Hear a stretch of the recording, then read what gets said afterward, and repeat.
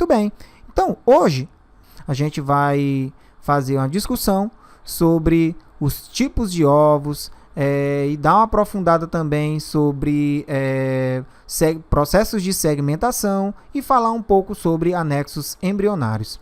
Então, falando sobre os tipos de ovos produzidos pelos animais, vamos lembrar o seguinte: os óvulos dos animais, em geral, são células grandes e imóveis que contêm reserva de nutriente para o desenvolvimento do embrião.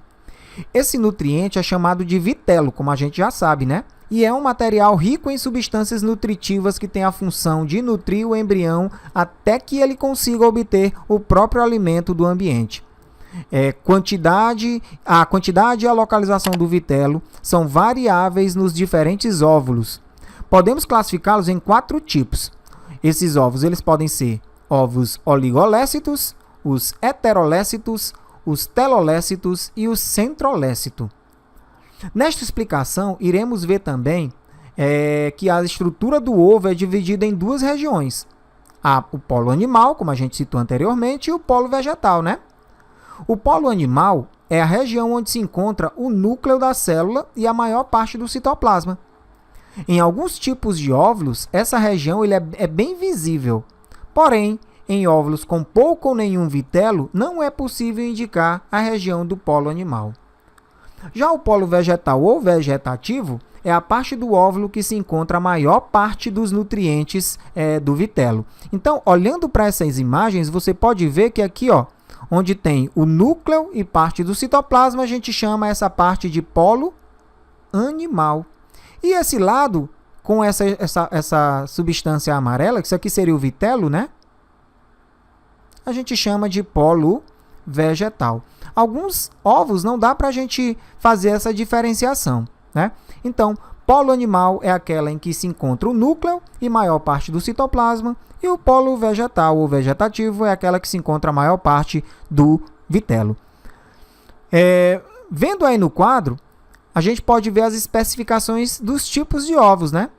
Os ovos oligolécitos, ou chamados também de isolécitos, são aqueles ovos que possuem uma quantidade reduzida de vitelo. Então, essa parte amarela, veja que ele é bem pouquinho, né? Comparado aí com os outros. Então, eles são chamados de oligolécitos. Esse vitelo é distribuído de forma uniforme pelo citoplasma. Então, a gente pode ver aí no quadro, né? Quais os animais que possuem esses tipos de ovos, Equinodermos, anfiocos, mamífero, placentados, alécitos. Então, é isso aí. Mesolécitos. Os mesolécitos, também chamados de heterolécitos, são ovos cuja composição do vitelo ocupa cerca da metade do volume citoplasmático, lá no lado do polo vegetativo, né? Distribuído de forma não homogênea. Tá aí. Não é homogêneo porque de um lado tem o polo vegetativo e o polo animal. Os exemplos, o exemplo de organismos que possuem esse tipo de ovo seriam os anfíbios. O telolécito, ou também chamado de megalécito, são ovos cuja concentração de vitelo é grande e ocupa quase todo o ovo, né? Os exemplos, aves, répteis e peixes. Olha interessante aí, aves, répteis, esses dois aqui, eles botam ovos com casca, né? Coriácea ou calcária, né? E aí, eles precisam de uma grande quantidade de vitelo. Para quê? Para que, logicamente, né, o embriãozinho ele consiga se alimentar desses nutrientes. Então, aves, répteis e peixes são organismos que possuem ovos tipo megalécito ou telolécito. Os ovos centrolécitos são aqueles cujo vitelo circunda o núcleo. O exemplo típico seria quem? Os artrópodes. Correto? Muito bem, espero que vocês fiquem afiados aí em se tratando de tipos de ovos. Respondam mais questões, que aí, respondendo questões, praticando, você vai entender melhor o conteúdo. Quanto aos tipos de segmentação, lembre-se que esses ovos que a gente falou, eles têm que se desenvolver, né? Sofrer processo de divisão, e esse desenvolvimento inicia-se com a divisão do zigoto e a formação de várias células. Essas várias células formadas a gente chama de blastômero. É um fenômeno conhecido como segmentação. Então, está aqui o embrião, ou melhor, o ovo, né, o zigoto, ele vai sofrer várias divisões. Dependendo aí dos tipos de divisões, a gente vai nomear cada tipo de segmentação. Então, essas várias divisões vai formar o blastômero. Essa massa celular, que seria o blastômero, ele vai ser típico de cada tipo de embrião, tipo de segmentação ou clivagem que a gente vai ver. Então, a segmentação ocorre de diferentes maneiras, a depender do tipo de ovo analisado, e está relacionada com a quantidade de vitelo presente no citoplasma. Podemos dividir em dois tipos essa segmentação. A segmentação holoblástica, né? E também a divisão meroblástica. A holoblástica é quando a segmentação envolve todo o ovo. E a meroblástica, também chamada de parcial, é aquela em que apenas parte do ovo se envolve na segmentação. A gente pode dividir a segmentação holoblástica em dois tipos, né? A holoblástica igual e a desigual. A igual, o ovo se divide em blastômeros de mesmo tamanho e ocorre nos ovos oligolécitos. A holoblástica desigual, ela ocorre no ovo telolécito, onde, pela distribuição desigual do vitelo, os blastômeros resultantes têm tamanhos diferentes. No polo animal, se possui pouco vitelo, surgem células pequenas, e no polo vegetativo surgem células maiores. A meroblástica ela também é dividida em dois tipos, a meroblástica discoidal e a meroblástica superficial.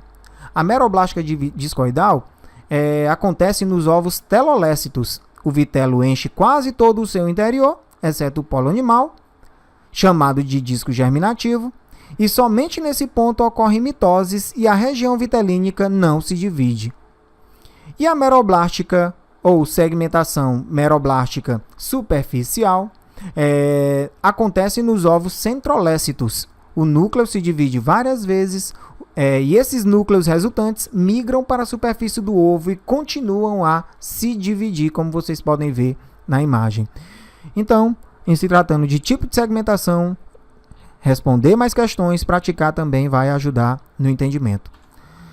Quanto aos anexos embrionários, a gente pode dizer que são estruturas que derivam dos folhetos germinativos do embrião, mas que não fazem parte do corpo desse embrião.